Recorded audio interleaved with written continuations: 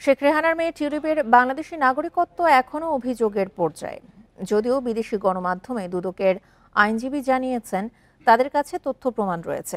এটি প্রমাণ হলে টিউলিপ তার ভোটারদের কাছে গ্রহণযোগ্যতা হারাবেন বলে মনে করেন রাষ্ট্রবিজ্ঞানীরা। কারণ বিষয়টি অস্বীকার করে আসছেন তিনি। এতে তার রাজনৈতিক ক্যারিয়ারে আরও খারাপ প্রভাব পড়বে বলে মত কূটনীতিকদের। এ বিষয়ে কথা বলতে আমাদের সঙ্গে যোগ দিচ্ছেন সুপ্রিম কোর্টের আইনজীবী ব্যারিস্টার জ্যোতির্ময় বড়ুয়া। ব্যারিস্টার জ্যোতির্ময় বড়ুয়া, আপনাকে স্বাগত জানাচ্ছি বিরতিহীন সংবাদ দুপুরে। আর শুরুতেই যে বিষয়টি একটু জানতে চাই, টিউলিপের বাংলাদেশি নাগরিকত্ব প্রমাণিত হলে শুধু কি তিনি রাজনৈতিক ক্যারিয়ারে চ্যালেঞ্জের মুখে পড়বেন, নাকি বাংলাদেশে যেসব অভিযোগ উঠেছে সেগুলো নিয়েও আইনি চ্যালেঞ্জে পড়তে হবে তাকে? ধন্যবাদ আপনাকে। রাজনৈতিক চ্যালেঞ্জটা কি হবে সেটার প্রেক্ষাপটটা আসলে একটু ভিন্ন। আমি প্রথমে দ্বিতীয় জায়গাটা দিয়ে শুরু করি।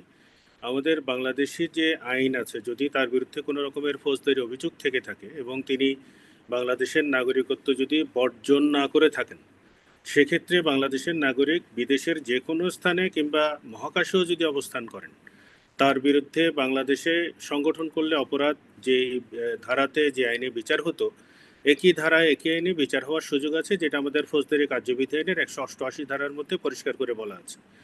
এই আইনের অধীনে তার বিরুদ্ধে বাংলাদেশে বিচার সম্ভব। এবং খুব সম্প্রতি আমরা কোরিয়াতে একটি জাহাজে বাংলাদেশে দুজন নাগরিকের মৃত্যুর ঘটনায় আমার নিজেরই অভিজ্ঞতা আছে, উচ্চ আদালতে মামলা করে সেইটাকে আবার এফআইআর হিসেবে গ্রহণ করানোর নির্দেশনাও আমি পেয়েছি।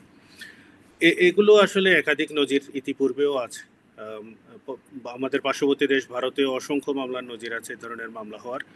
আর এবার আসি, যদি ওনার রাজনৈতিক কেরিয়ার কি থাকবে থাকবে না, সেটা আসলে যদি আপনি যুক্তরাজ্যের আইনি বিধানগুলো দেখেন, তাদের আসলে ডুয়েল সিটিজেনশিপ বাই বার্থ যদি টিউলিপ সিদ্দিকীর বাংলাদেশে থেকে থাকে, সেটা আসলে বর্জন করতে হবে কি হবে না, সেই জায়গাটায় আসলে তাদের আইনি বিধান কি আছে সেটা দেখার বিষয়। যদি এরকম কোনো রকমের শর্তযুক্ত থাকে যে সে দেশে যদি রাজনীতি করতে হয় এবং রাজনৈতিক নেতৃত্বের জায়গায় যদি যেতে হয়, তাহলে তার অন্য কোনো নাগরিকত্ব বর্জন করার ব্যাপার থাকে, তাহলে তিনি রাজনীতির জায়গাতে অসুবিধার মধ্যে পড়বেন। আদারওয়াইজ ডুয়েল সিটিজেনশিপ রক্ষা করার ক্ষেত্রে কিন্তু কোনো নাগরিকের অন্য কোনো ধরনের বাধার ব্যাপার কিন্তু আইনগতভাবে নেই। যেমন ধরেন, একজন বাংলাদেশি বংশোদ্ভূত নাগরিক তিনি যদি মাইগ্রেট করে যান আমেরিকাতে, তাহলে তাকে আমেরিকাতে নাগরিকত্ব বাংলাদেশেরটা বাদ দিয়ে নিতে হবে সেরকম না। ইউরোপের কয়েকটি দেশ আছে যেখানে হচ্ছে আপনার নিজের দেশের নাগরিকত্ব বাদ না দিলে, বর্জন না করলে ওই দেশের নাগরিকত্ব পাওয়া যায় না। কিন্তু অধিকাংশ পশ্চিমা দেশে কিন্তু আপনি ডুয়েল সিটিজেনশিপ রাখতে পারেন। সেক্ষেত্রে ওই রাজনীতির জায়গায় কি প্রভাব প্রতিপত্তি তৈরি করবে বা কিরকম বাধাবিঘ্ন তৈরি হবে, সেটা ডিপেন্ড করবে সেখানে রাজনীতির ক্ষেত্রে সেরকম শর্তযুক্ত কোনো যদি আইন থেকে থাকে, সেটা আসলে পর্যালোচনার ব্যাপার আছে। এ আদারওয়াইজ বিষয়ে একটু আপনার সমস্যা কাছে হবে না। জানতে চাই যে যুক্তরাজ্যের সঙ্গে বাংলাদেশের কি কোনো প্রত্যর্পণ চুক্তি আছে? এই ধরনের প্রক্রিয়ার ক্ষেত্রে রাজনৈতিকভাবে বিবেচনার সুযোগ আছে কিনা? নেই, আমাদের সাথে প্রত্যর্পণ চুক্তি আছে কেবলমাত্র ভারতের সাথে, অন্য কোনো দেশের সাথে নেই। ভারতের সাথে সেটাও হচ্ছে অনুপ চেটিয়াকে ট্রান্সফার করার, যেহেতু তিনি এখানে গ্রেফতার হয়েছিলেন, জেলে অন্তরীণ ছিলেন, সেটার পরিপ্রেক্ষিতে একটা পরিস্থিতি তৈরি হয়েছিল, যে কারণে বন্দি প্রত্যর্পণের জন্য আলাদা করে চুক্তি হয়েছে। কিন্তু অন্য কোনো দেশের সাথে সরাসরি কোনো বন্দি প্রত্যর্পণ চুক্তি নেই। এবং যদি ইভেন বন্দি প্রত্যর্পণ চুক্তির ক্ষেত্রেও আমরা যেটুকু জানি, যদি রাজনৈতিকভাবে কাউকে প্রতিহিংসার মুখোমুখি করে পারসিকিউশন করা হবে সেরকমের কোনো বিষয় যদি থেকে থাকে, তাহলে ওই প্রত্যর্পণ চুক্তিতে সই করা রাষ্ট্র আসলে সেই ব্যক্তিকে বাংলাদেশে ফেরত দিতে বাধ্য নয়। ফলে কিছু ফাঁকফোকর এখনও আছে সেখানেও।